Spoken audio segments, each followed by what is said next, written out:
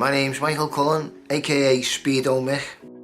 I was inspired to crowdfund for Alderhay Hospital because Alderhay Hospital is literally round the corner from where I lived when I was a child. Now, they're just a fantastic hospital. They look after really sick children to help them get better, and they do get better.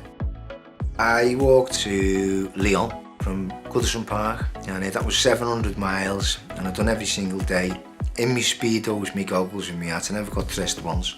It's raised over £23,000. I'm overwhelmed, honestly. I really, really am. You know, for me, it's a massive achievement. A long time ago, you know what I mean? I was in big trouble, lost all hope. And now, people are voting for me and nominating me for awards, do you know what I mean? Which just tells me that everybody's got hope. Everybody, do you know what I mean? No matter how down you are, you've got hope, you know what I mean, that you can recover. And so yeah, it's an absolutely beautiful thing for me to get nominated for an award. It really is.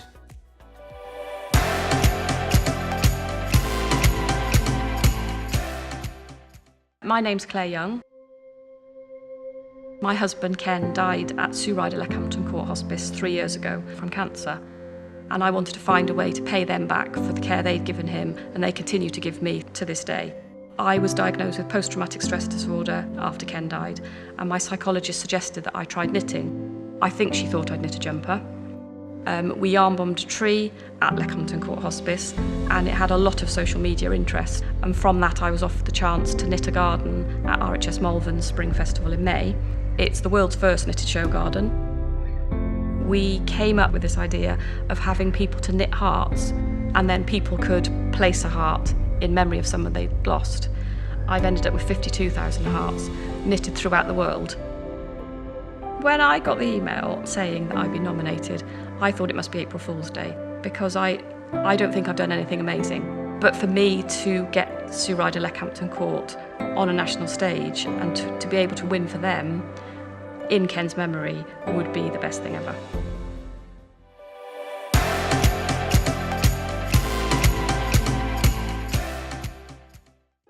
Primary school teacher Helen has changed the lives of refugee children in Greece by getting herself into a very sticky situation.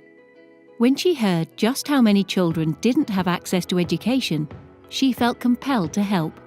Around 60,000 refugees in Greece are waiting to have their asylum applications processed, meaning they're kept out of education indefinitely.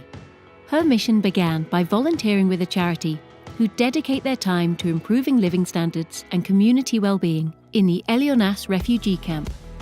To raise funds for her trip, she travelled the entire length of the Bakerloo line, over 14 miles from Harrow to Elephant and Castle, on rollerblades.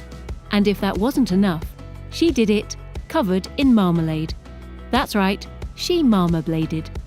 The money she raised helped her develop a project called Little Squirrels, an educational programme for under sevens, where Helen could use her teaching experience to give the refugee children of Athens an unforgettable learning experience.